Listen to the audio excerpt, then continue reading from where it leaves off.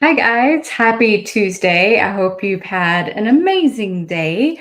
Today, we're going to continue our talk about satiety hormones and specifically GLP-1. Now, after today, I'm probably going to take a break from GLP-1 because honestly, I'm just getting tired of talking about it for a while and we'll come up with something new. The closer we get to low carb for better health, I might have to take a few weeks off.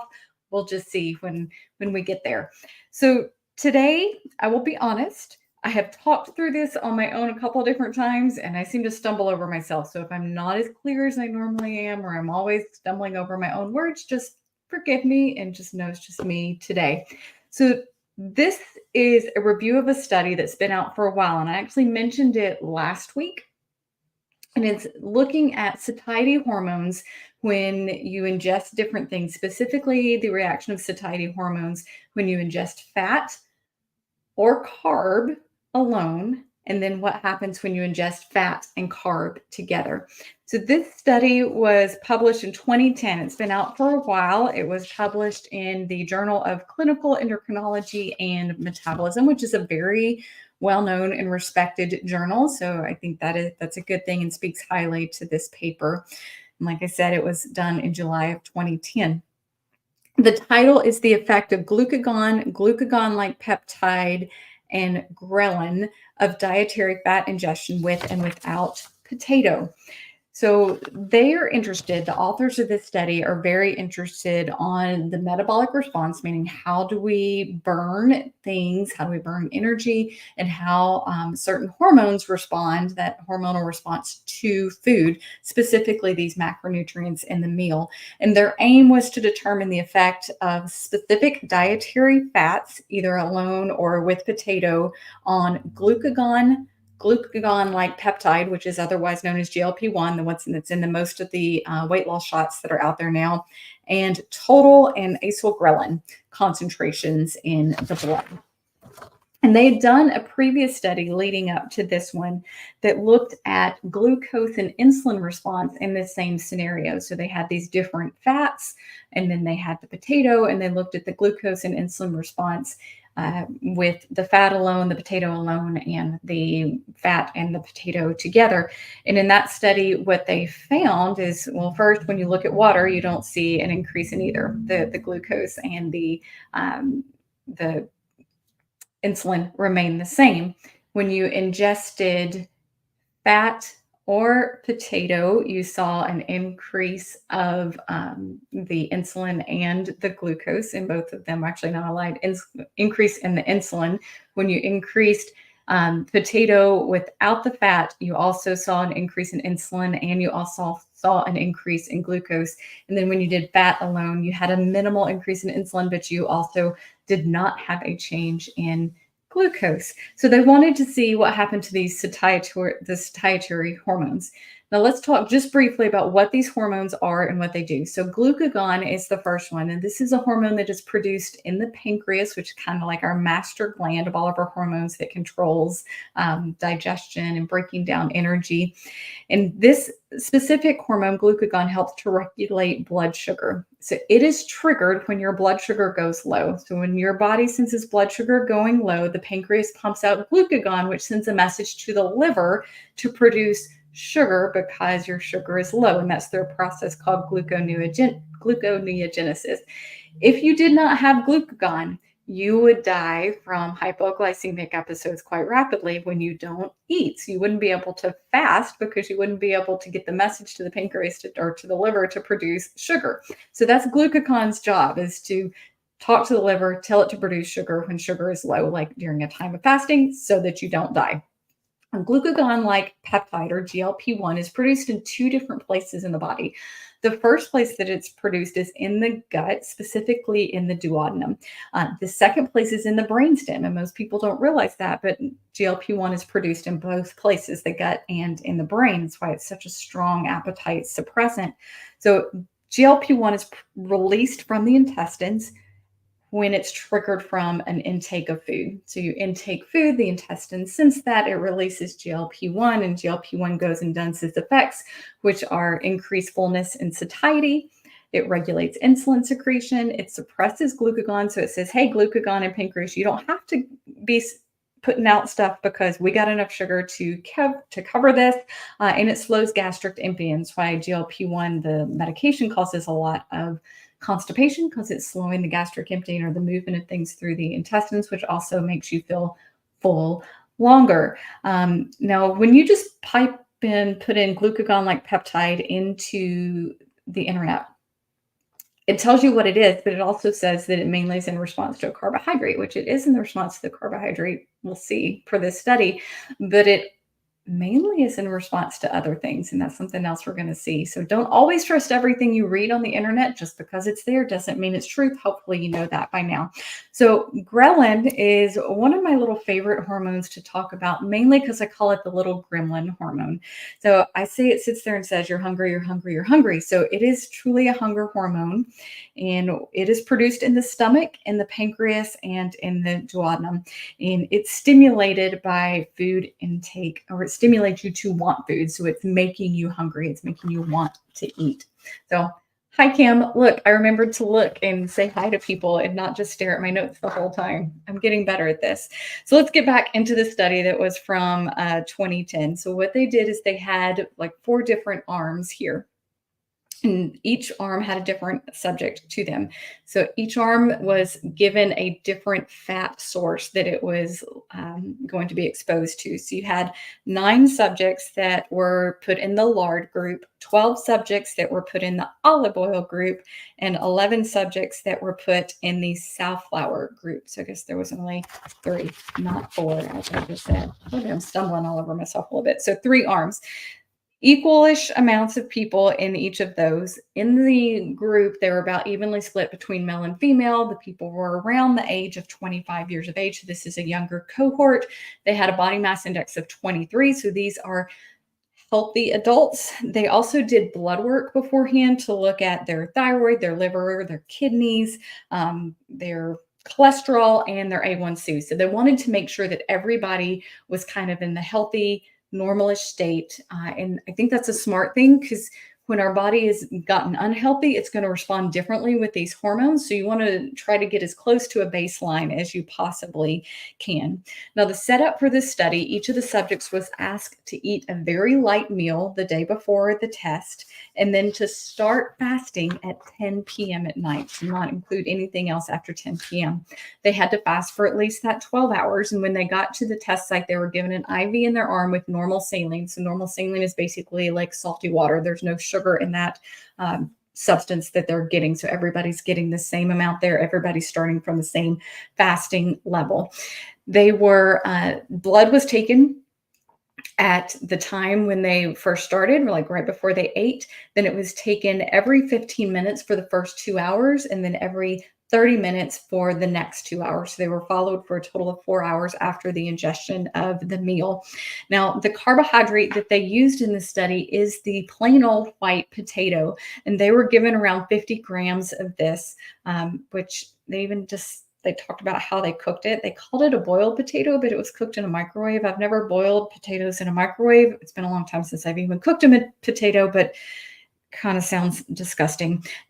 The next part I think is important as well. So you had these different arms. So people were ingesting water, then they were getting either a fat by itself, the potato by itself, or the fat plus the potato. And they were having to take measurements. I guess there was 4th arm, since the water, I just didn't really count that one as the kind of the control that was there. When they brought these subjects in, so you say the 9 people that were assigned to the lard group, they didn't all go through in that same order. It wasn't like everybody did water, then everybody did lard, then everybody did a potato, and then everybody did the potato plus the fat. They mixed it up.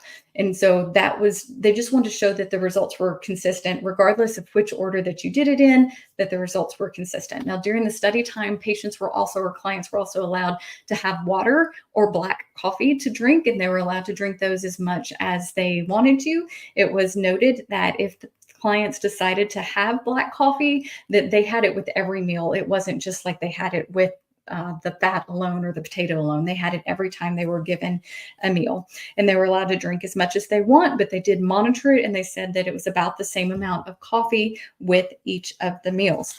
So let's get on to the results. And here's where I'm going to share my screen.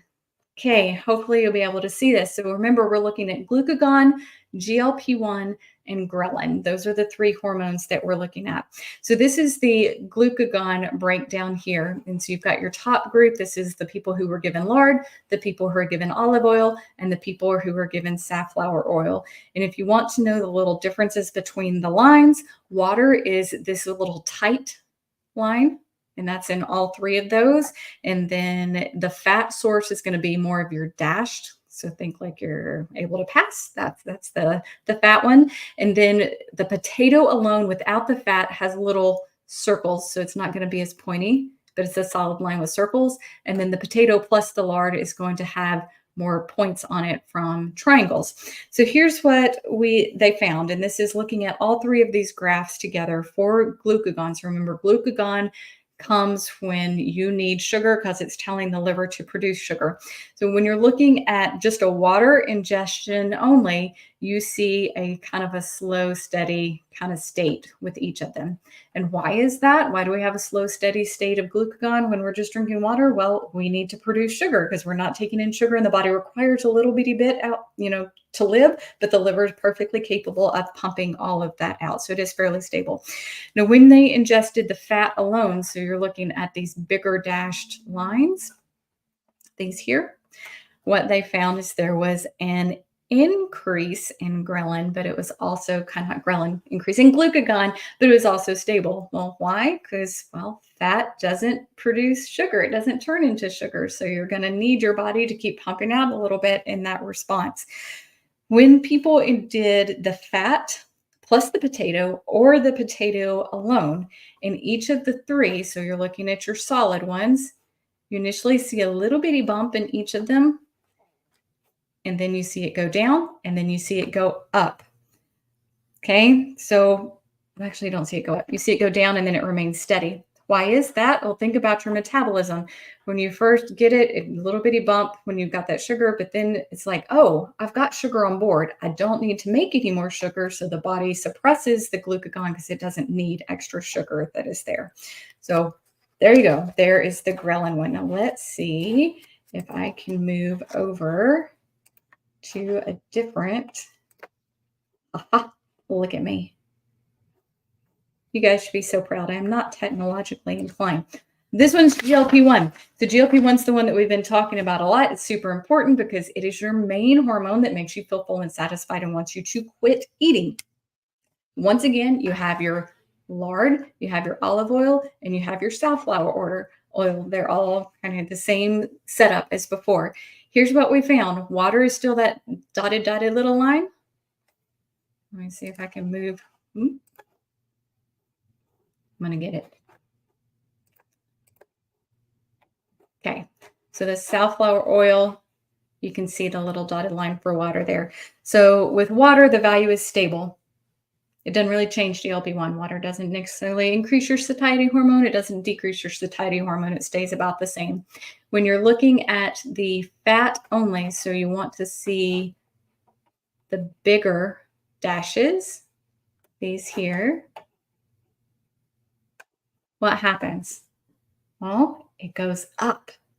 It goes up, and with one of them, it goes up quite a bit. So with your lard and with your olive oil, it goes up significantly. Safflower oil, it goes up, but it stays up, which is the important part. Through the whole 4 hours, it stays up. So that's saying when you ingest fat, you actually trigger a larger and longer response of GLP-1, helping you stay satiated and full longer.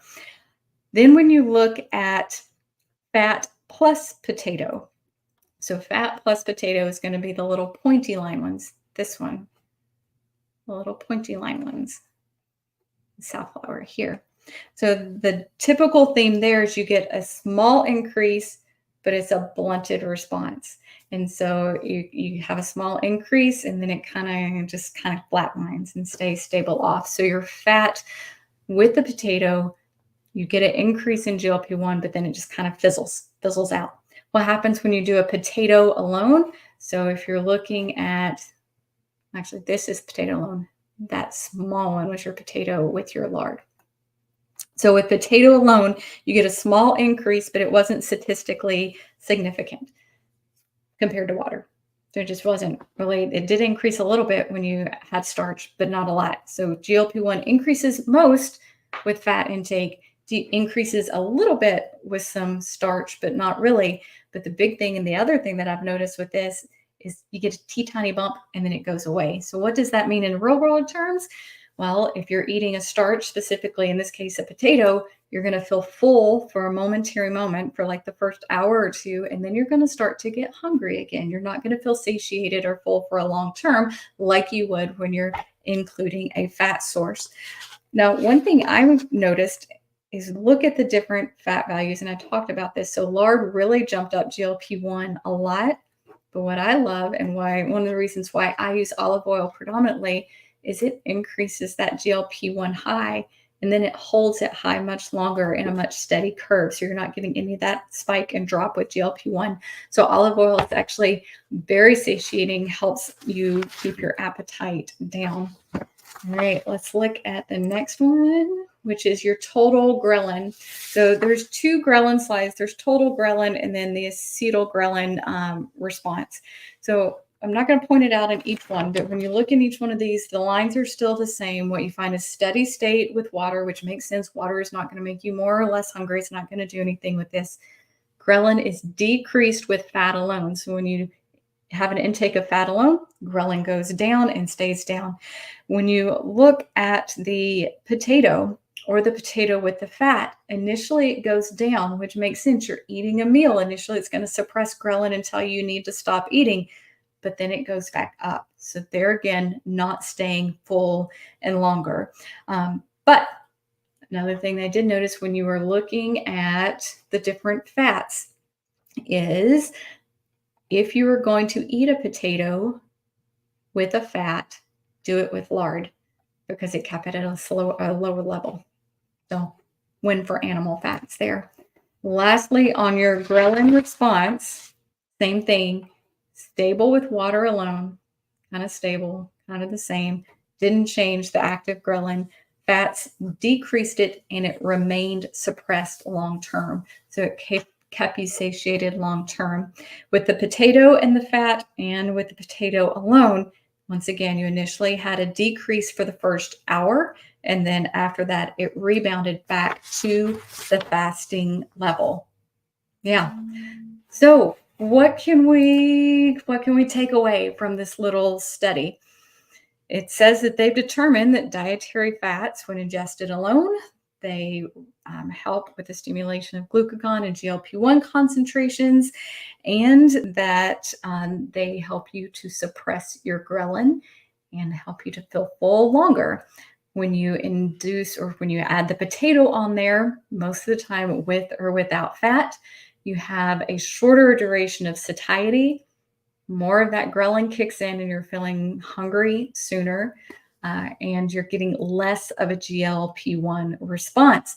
So when people tell me in clinic, oh, I'm cutting back on my starches, I'm eating less of that potato, it's not going to get you to that point to where you're feeling full and satisfied and you're going to cut it out. Yes, it's kind of less of a bad thing, but at the end of the day, if we don't control satiety, if we don't help you feel full longer, it's going to be harder to maintain a nutritional approach. It's going to be harder to control your weight. So if you want the biggest way to control your weight, to increase the good hunger hormones and suppress the bad hunger hormones, the ghrelin, your best bet is to eat good healthy fats like olive oil and lard, and to decrease starches in your diet, especially things like potatoes and breads and things like that. They act differently on the hunger hormones, and some help and some don't.